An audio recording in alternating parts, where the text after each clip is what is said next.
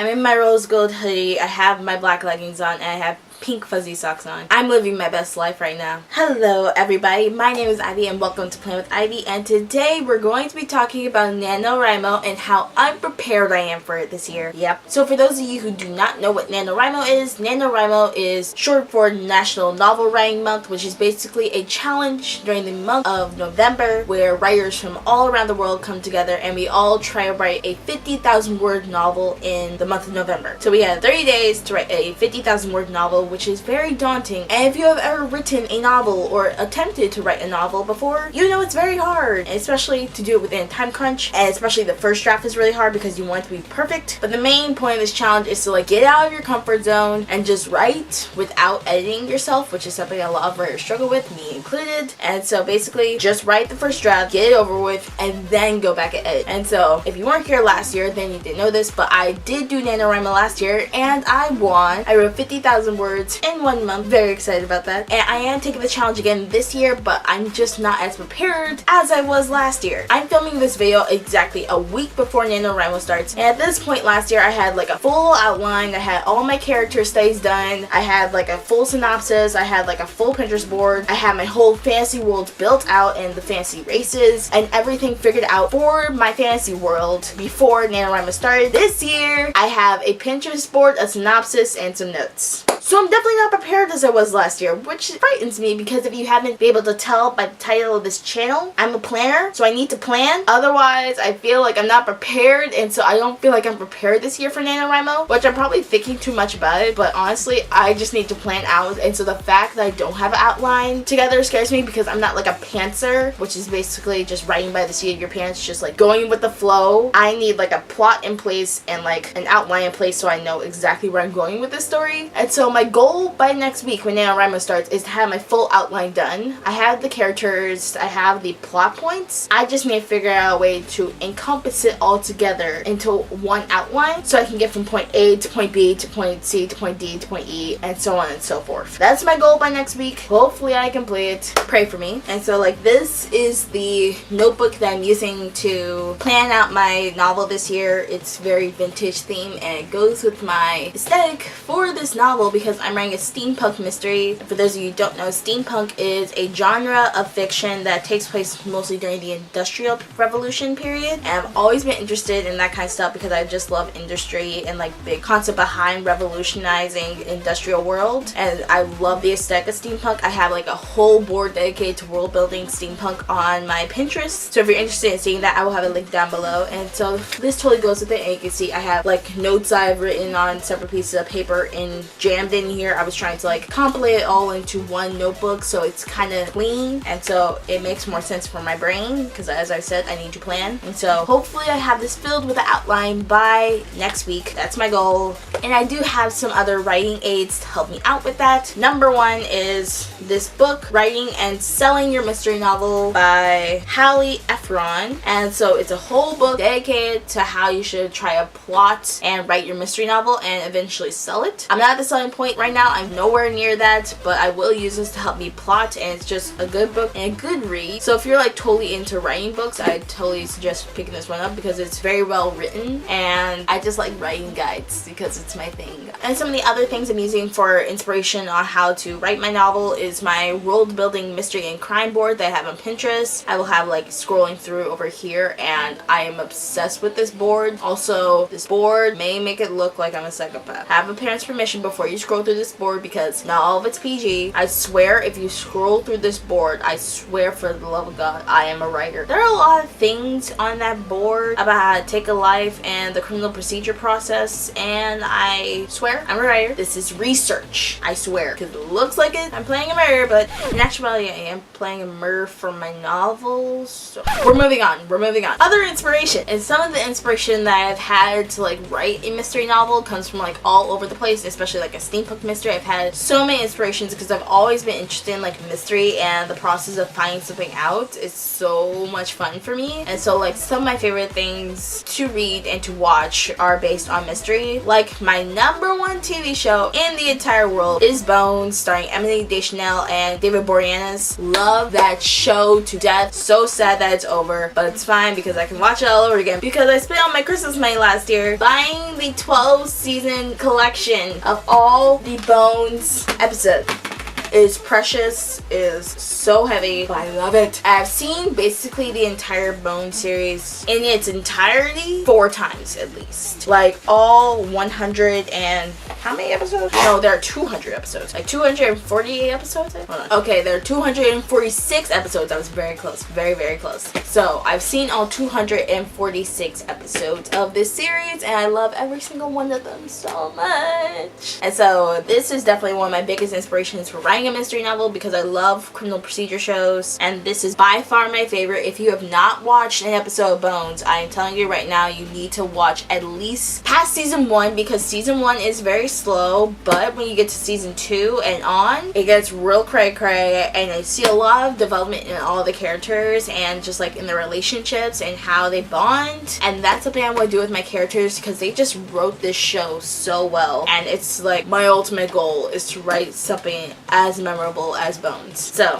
Bones, number 1 inspiration. Number 2, this is gonna kind of seem like a stereotypical thing to say for a mystery writer, but my second inspiration for this novel is Sherlock Holmes by Sir Arthur Conan Doyle. As I said, I love mystery, and so I've been reading through the adventures of Sherlock Holmes. I had this book first, and recently on vacation, me and my parents stopped at Barnes & Noble because every Barnes & Noble is different, so you never know what you're gonna get, so you have to stop at all of them on the way. And so I got this The Adventures of Sherlock Holmes book, and also the cover is gorgeous and it has some of the books in here that are not in here, and so I just got both of these and I'm trying to read through them because Sherlock Holmes mysteries are great. I've also been watching the Sherlock series on Netflix and it is so good. Benedict Cumberbatch and Martin Freeman are so good in that show. It's criminal and I love their chemistry together, and then they're both actors in the Marvel Cinematic Universe, and then they're both playing Americans in the Marvel Cinematic Universe, which I just find very interesting to see how British people play American people, but both of them do an amazing job. I salute you too, and love that show, love Sherlock Holmes. So Sherlock Holmes, another one of my inspirations. Another book that's also inspired me to write a steampunk mystery is a steampunk mystery, which is The Infinity Bridge by George Mann. I recently read this book and I basically finished it in one day because it was such a page turn. I had to figure out the mystery like that day. I had to know what was happening, so I did finish this book in one day. I read the book while listening to an audiobook, and the audiobook for this book is really good, highly suggested, and it's just a cool steampunk mystery taking place in Victorian era London, and it's like a duo, and my book involves a duo, and they're not exactly like these two. Yeah, they're not like these two, and so I love this book so much, and so I definitely took a lot of inspiration from this because when I said I wanted to run a steampunk mystery, a lot of people were like, well, have you read any steampunk? And I was like, no.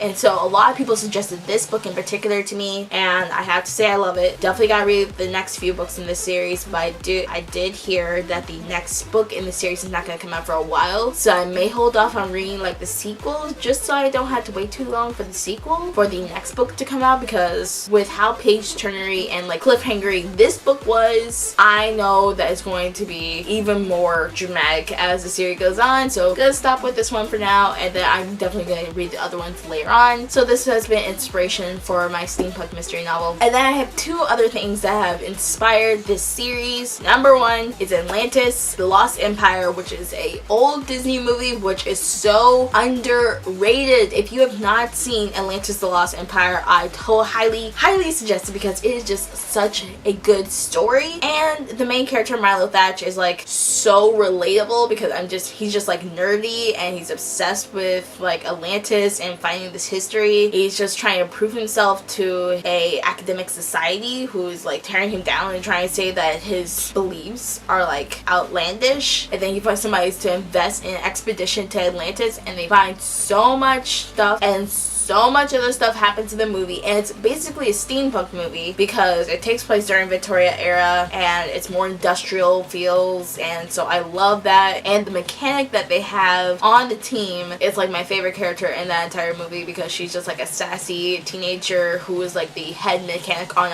this multi-million-dollar mission, and she's so sassy and so cool, and I love her so much. So I feel like my main character is kind of based off of her as well, so it's just like inspiration's coming from all around. around. So again, if you have not seen it, Atlantis the Lost Empire, totally go see it. Milo and Kia forever. But yeah. And the last thing that has inspired this book is The House of Anubis, which is a old Nickelodeon show. Not super old. It's like 5-6 years old. It's actually that's kind of old nowadays, but yeah. So The House of Anubis premiered on Nickelodeon 7 years ago, so yes, it was a pretty long time ago, but the series is so good. It's about this American girl played by Nanowrimo, who is like one of my favorite actors because I loved her in Bratz. And so she goes to like a British boarding school, and she finds out about a mystery about the house that she's living in, which is the Anubis house, and her and some other characters come together and try to solve the mystery. And I love the Egyptian mystery influence in it. I love all the twists and turns. This was literally my introduction into like soap operas, because literally this was a soap opera for teens, because it just like had lots of relationship drama, lots of mystery drama, it had lots of character drama, and just all that kind of stuff. So it was like my introduction to soap opera, and good introduction it was. I still only like the first 2 seasons because Natalia Ramos left for the 3rd season to go back to school, but still 3rd season not really canon in my head. Number 1 and 2 canon. And so those were my main inspirations for this novel. And if you want to see some of the other Pinterest boards that I've been using to inspire this novel, then go to my Pinterest link down below so you can see like all the other stuff that I'm using, because this book has so much inspiration and I'm so excited to write it, which is why I want to plot it out so I can do at least a first draft just so I don't have to like do 10,000 rewrites later on down the road. And so very excited to write this book, and I hope I can write it, and I hope I can beat this challenge again this year and write 50,000 words. I do have to contend with a part-time job this year, which is very important because I like making money, and so definitely have to focus on that job. But as I said, I'm starting Nanowrimo off on a day off, so hopefully I can bust out a lot of words and use that to my advantage and just like write like the wind, bond writing. And I'm going to be using the reverse Nanowrimo technique again this year, which for those of you who don't know is basically where you start off writing in high word counts, and by the end of Nanowrimo you're writing like less than 1,000 words each day. And so like the goal for like day 1 was like 3,700 words, and then it's like 3,500 words, so